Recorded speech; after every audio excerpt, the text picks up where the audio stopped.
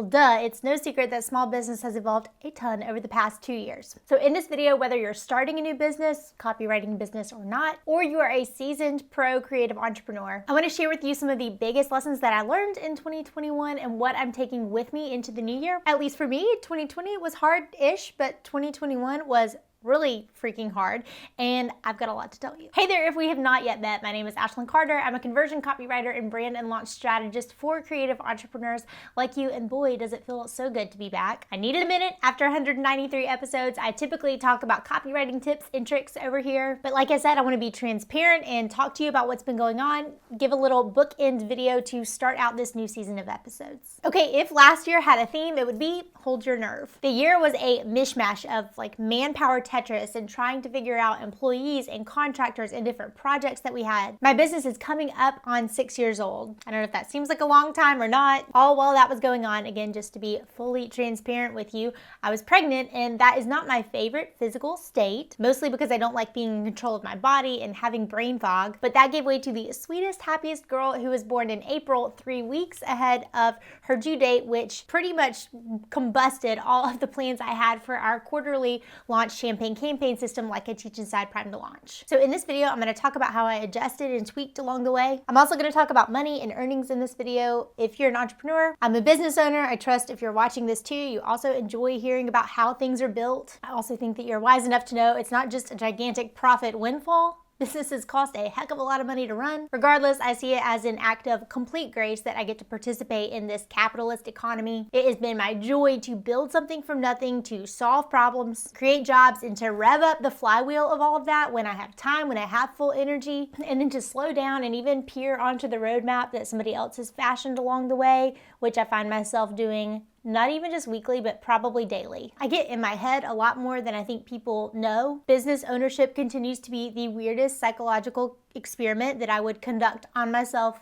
all over again if I had the option, but it's weird. So rewind to 2020. That was the first year in my business that we hit $1 million in sales. And in 2021, we didn't hit that. I worked 9 months out of the year. I came back in August after maternity leave and pregnancy. So there's a lesson in just letting it go. I did as best as I could. I'm really proud of what I built. But if you're like me, sometimes the numbers dictate your benchmarks, and sometimes you just need to say I did what I could. It was a major spend heavy year. So usually I like to run more at 60% to 40% as far as operating costs go. So I like my profit margin. I have a digital business.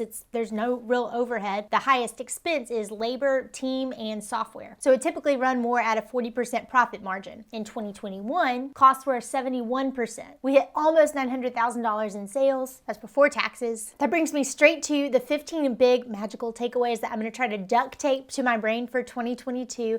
Now, I have a full list of these over on the blog, ashlynwrites.com/blog, but for sake of time, I'm just going to share about 11 of them in this episode. You can grab the rest in personal learnings and changes at ashlynwrites.com/blog. Okay, number one, when I said it was the year of hold your nerve, it was hold your nerve until the last 2 weeks of the year. I'm going to talk more about it in the video, but the second to last week of the year is when we launched my Copywriting for Creative Signature program again for the first time in 14 months. That was so scary to wait and push it back. It ended up being the right call. Now, I've done videos and I have a blog on how I prep for maternity leave in my business. I definitely need 3 months. I'd never not take that. I need 3 months to re-engineer our rhythms, to ride that hormone wave back down to earth, and to learn my role now as a mom of 2. Again, I'll talk more about how I reorchestrated and engineered the sales calendar coming off of that, but this was a very spend heavy year right until the very end. So I learned that kind of like investing in the stock market, I just had to keep spending the money knowing, because I knew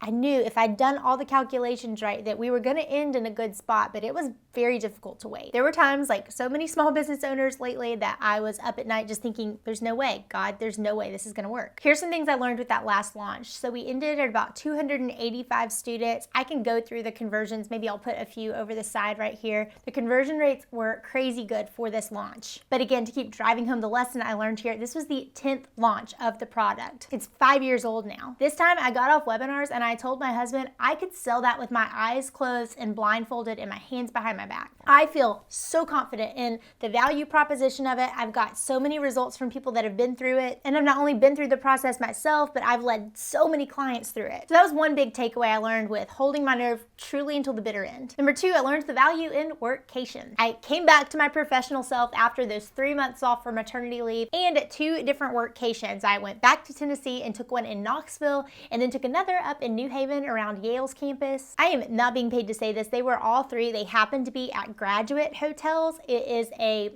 hotel chain that I stumbled upon, and they were so creatively thought out and inspiring that I ended up booking those other 2 workations. While I'd been on leave, I batched a lot of YouTube episodes and some content, but it was when I was really pulled away from my family and I could sit down at a desk, light a candle, definitely pack candles, and think, I realized I want to scorched earth this. I want to burn it all down. Maternal mode kicked in. And after August, Q3 and Q4 of last year, I finally hatched our brand new website, a rebrand of my shop to the Copy Bar, and had the idea and started to plot out the new curriculum for copywriting for creatives. Birthing those was almost as painful labor, almost. Definitely a long incubation period. The website took forever, but I am so glad that I pulled everything down to the studs and took that time, stepped away from traffic. If you noticed, you probably didn't, but last year I did not post a lot on social media. I was building all this. My learning here, I'm definitely gonna carve out time for at least 1 workcation a year. Thanks so much to my husband for watching the kids so I can do that. Number 3, from my friend Christina, I learned that shop is the new blog. Okay, so the internet a couple of years ago, we used to navigate over to that top right-hand corner and look for something like blog. That way we could grab our takeout size nuggets from people that we wanted to learn from. But the digital landscape obviously has changed a whole lot, and D-commerce, digital e-commerce, as Christina has dubbed it, is cropping up everywhere. Selling, sharing, and downloading digital products is so much easier. I don't know if it's like Bitcoin and NFTs that have ushered in this, but we're just more comfortable now buying things that we can't tangibly hold. Like I said, we rebranded and revamped the shop, the Copy Bar, and I've been so proud of that, but I really leaned into what I heard Christina say. She's an expert in this, and I went all in when she said shop is the new blog. All right. Let's do it, sis. Number 4, I loved this mindset hack from my friend Portia. She said, more millionaires are created during recessions than any other economic environment. Turn off the news and get to work. Heck yes, comment below. Does anybody else tend to doom scroll on the internet at like 2 a.m. when you're a little stressed about work? I'm probably the only small business owner that does that. But I loved that. Even just for the takeaway, I'm gonna do the best I can with what I have, pray about the rest, and it'll be okay. Number 5, from my friend Amber. From Amber, I gleaned an analogy about seasons in business. So sometimes it's winter in your business. It's this unadorned period. It's quiet. It's for all the organizing. And sometimes it's summer in your business with produce that is just growing so wild that you can't pull and uproot one thing before the next is popping out in its place. It's crazy growth. Loved that analogy, but here was my takeaway. Sometimes your business looks like Australia. Shout out to our Aussie friends. Sometimes you're in winter when everybody else is in summer, and vice versa. And that is hard. At least it was for me. That goes back to the hold your nerve, stay the course thing. Summer will come. It also just maybe while everybody else is cozy and organizing and packing up, and you're out running around like a crazy person. That was me in December. Number 6, I learned to quiet my heart when it comes to thinking about competition in the hungry hippo space that is business by thinking about these 2 things. When I get worried, I'm gonna, number 1, fall back in love with my customer and their problems again, which is so fun. If you've been bit by the entrepreneur bug, you know that falling in love with your customer, your client, and their problems is just, that's where you want to be all the time. But number 2, I can outserve my competition and make that my competitive advantage. If you give it a level that feels uncomfortable, you will always feel comfortable when it comes to selling. But that brings me to numbers 7 and 8. Number 7 learning I had is that transition from solopreneur or small business owner to like company CEO mindset and level is freaking hard. It's hard. That's it. That's the tweet. And number 8, creating content and curriculum is even more mentally taxing. At least it is for me, but I love it. That's my zone. I'm gonna do everything that I can in 2022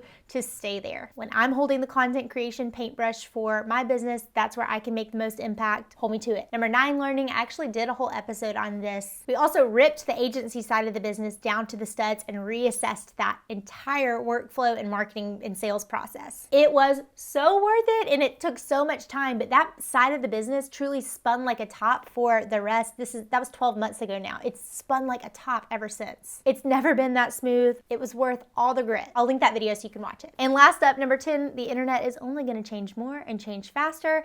If we thought things were moving fast, we only think things are moving fast. hold your nerve. Like I said, I've got a few more business takeaways and some personal learnings that I came away from 2021 with on the blog. If you like recaps like this from other businesses, I am nosy. I always want to know behind the scenes what was really going on with people. Feel free to ask me anything, comment below. Tend to be an open book. As I move into year 6, so February will start my 6th year in business, I think I'm actually finally starting to see the business as a separate entity for me. Like, I'm not my business. I'm constantly enamored with learning how to teach marketing and sales copywriting from a standpoint of integrity and passion, and hopefully also academic analysis, but coupling that with what it looks like to be a follower of Jesus Christ. It is an interesting dichotomy, to say the least, because I love sales and marketing, but I always want to bring an approach to it that is honest, and not just honest, but sustainable and able to run when you can. I'll wrap this up with one thing that I know to be true as we move into 2022 and market our creative small businesses. The internet will continue to change constantly. Marketing mediums will change constantly, but human psychology and sales psychology evolves at a much slower syncopation. So if you need to take some time this year or even a quarter of this year and rip things down to the studs, know that the internet is never going to tell you, you know what, hit pause on all of this noise now. It's a good time for you to go do that. No, you need to decide that for yourself. I'm going to be here cheering for you all year. Thanks so much for watching this. I'll link those videos I talked about that give you more in-depth tutorials on some of the things I learned below. Click like if you found this helpful, and I'll see you in the next one. Here's to working from a place of more rest, less hustle.